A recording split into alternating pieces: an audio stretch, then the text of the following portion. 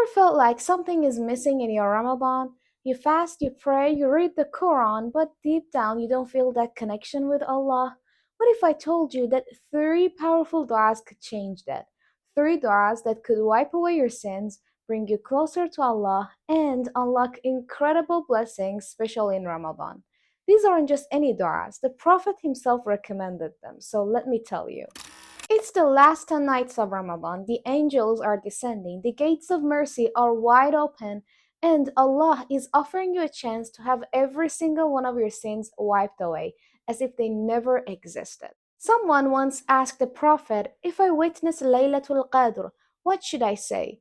The Prophet replied with one simple but powerful dua: Allahumma innaka afuwun tuhibbul afwa fa'fu anni. O Allah, you are the most forgiving and you love to forgive, so forgive me. The Prophet could have recommended any dua, asking for Jannah, for success, for anything, but instead, he told us to ask for forgiveness. Why? Because when Allah forgives, He doesn't just cover your sins, He completely erases them. The Prophet also said, whoever fasts in Ramadan with faith and seeking reward, all of his past sins will be forgiven. But fasting alone isn't enough. Praying alone isn't enough. Even reading the Quran isn't enough, because the goal of Ramadan isn't just about rituals, it's about living it completely purified. And this dua is the key to that transformation. So repeat this dua over and over, especially in the last 10 nights of Ramadan. Now let's move to the second dua. Let's be honest. How many times have you felt deeply connected to Allah in Ramadan, but that feeling didn't last when it ended? One day you're praying, but weeks later, waking up for Fajr feels like a struggle. Why does this happen? Because guidance is a gift from Allah, but it's not guaranteed forever. We have to ask Allah to keep our hearts firm so we don't lose our way. That's why this next dua is so powerful.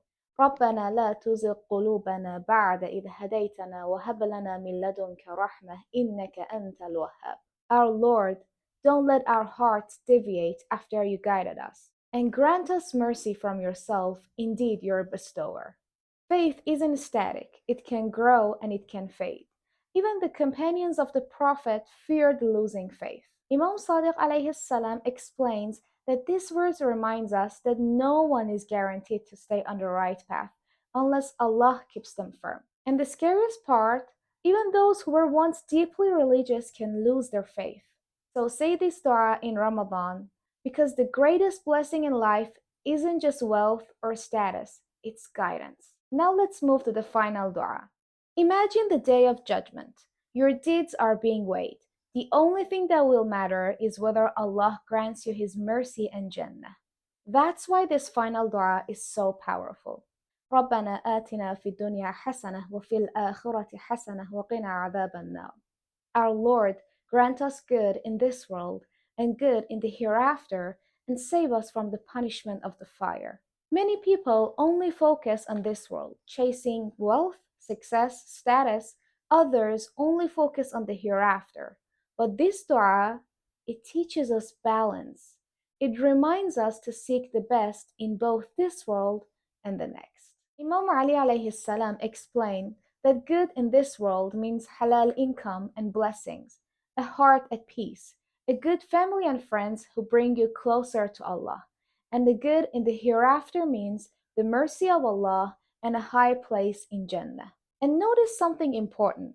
This dua doesn't just ask for enough, it asks for the best. The word hasana means excellence, not just sufficiency.